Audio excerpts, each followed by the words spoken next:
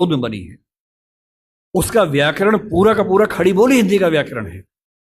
पाकिस्तान ने उर्दू को आयात किया है क्योंकि पाकिस्तान की जमीन पे उर्दू पैदा नहीं हुई, उर्दू मेरठ के आसपास पैदा हुई, पाकिस्तान ने इंपोर्ट किया उस भाषा को। अपनी भाषा को हम इस तौर से बोलते कि खत्म कर देंगे।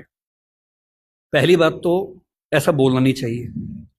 दूसरी बात, कर भी नहीं पाएंगे। किसी के चाहने से भाषाएं खत्म नहीं होती।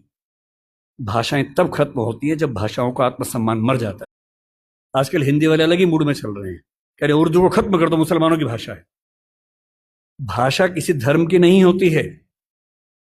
तमिलनाडु का मुसलमान तमिल बोलता है, केरल का मुसलमान मलयालम बोलता है, और किसी भी समाज का व्यक्ति होगा, उसका धर्म कुछ भी हो, उसकी भाषा वही होगी जो उसके भौगोलिक क्षेत्र की भाषा है।